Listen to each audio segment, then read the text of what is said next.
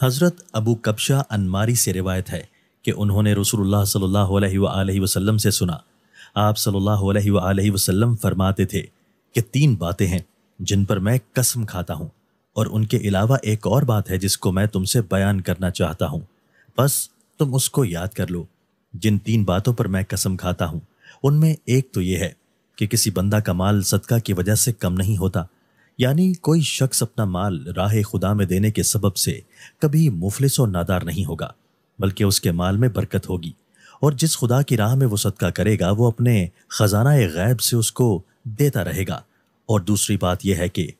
نہیں ظلم کیا جائے گا کسی بندہ پر ایسا ظلم جس پر وہ مظلوم بندہ صبر کرے، مگر اللہ تعالیٰ اس کے عوض بڑھا دے گا اس کی عزت۔ یعنی اللہ تعالیٰ نے یہ قانون مقرر فرمایا ہے کہ جب کسی بندہ پر ناحق کوئی ظلم کیا جائے اور اس کو ستایا جائے اور وہ بندہ صبر کرے تو اللہ تعالیٰ اس کے عوض اس کی عزت و رفعت دنیا میں بھی بڑھائے گا۔ اور تیسری بات یہ ہے کہ نہیں کھولے گا کوئی بندہ سوال کا دروازہ مگر اللہ کھول دے گا اس پر فقر کا دروازہ، یعنی جو بندہ مخلوق کے سامنے ہاتھ پھیلانے کا پیشہ اختیار کرے گا اللہ تعالیٰ کی طرف سے مقدر ہے کہ فقر و محتاجی اس پر مسلط ہوگی۔ گویا یہ تینوں اللہ کے ایسے اٹل فیصلے ہیں کہ رسول اللہ صلی اللہ علیہ وآلہ وسلم نے فرمایا کہ میں ان پر قسم کھاتا ہوں۔ اس کے بعد آپ نے فرمایا، اور جو بات میں ان کے علاوہ تم سے بیان کرنا چاہتا ہوں جس کو تمہیں یاد کر لینا اور یاد رکھنا چاہیے، وہ یہ ہے کہ دنیا 4 قسم کے آدمیوں کے لیے ہے، یعنی اس دنیا میں 4 طرح کے آدمی ہیں۔ ایک وہ بندے جن کو اللہ نے مال دیا ہے اور صحیح طریق زندگی کا علم بھی ان کو دیا ہے، بس وہ اس مال کے صرف اور استعمال میں اللہ سے ڈرتے ہیں اور اس کے ذریعہ صلہ رحمی یعنی اپنے اعزاء و اقارب کے ساتھ سلوک اور ان کی ہمدردی کرتے ہیں، اور ان میں جو عمل اور تصرف کرنا چاہے اللہ کی رضا کے لیے وہی کرتے ہیں۔ بس ایسے بندے سب سے اعلیٰ و افضل مرتبہ پر فائز ہیں۔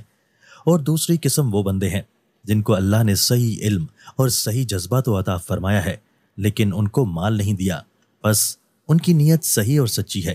اور وہ اپنے دل و زبان سے کہتے ہیں کہ ہمیں مال مل جائے تو ہم بھی فلاں نیک بندے کی طرح اس کو کام میں لائیں، اور اللہ کی ہدایت کے مطابق وہ جن اچھے مصارف میں صرف کرتا ہے ہم بھی انہی میں صرف کریں، بس ان دونوں کا اجر برابر ہے۔ یعنی دوسری قسم کے ان لوگوں کو حسن نیت کی وجہ سے پہلی قسم والوں کے برابر ہی ثواب ملے گا، اور تیسری قسم وہ لوگ ہیں جن کو اللہ نے مال دیا اور ان کے صرف و استعمال کا صحیح علم اور صحیح جذبہ نہیں دیا، بس وہ نادانی کے ساتھ اور خدا سے بے خوف ہو کر اس مال کو اندھا دھند غلط راہوں پر خرچ کرتے ہیں، اس کے ذریعہ صلہ رحمی نہیں کرتے، اور جس طرح اس کو صرف و استعمال کرنا چاہیے اس طرح نہیں کرتے، بس یہ لوگ سب سے برے مقام پر ہیں۔ اور چوتھی قسم وہ لوگ ہیں جن کو اللہ نے مال بھی نہیں دیا اور صحیح علم اور صحیح جذبہ بھی نہیں دیا، بس ان کا حال یہ ہے کہ وہ کہتے ہیں کہ اگر ہمیں مال مل جائے تو ہم بھی فلاح عیاش اور فضول خرچ شخص کی طرح اور اسی کے طریقے پر صرف کریں، یعنی اس شخص کی طرح ہم بھی عیاش اور فضول خرچی کریں،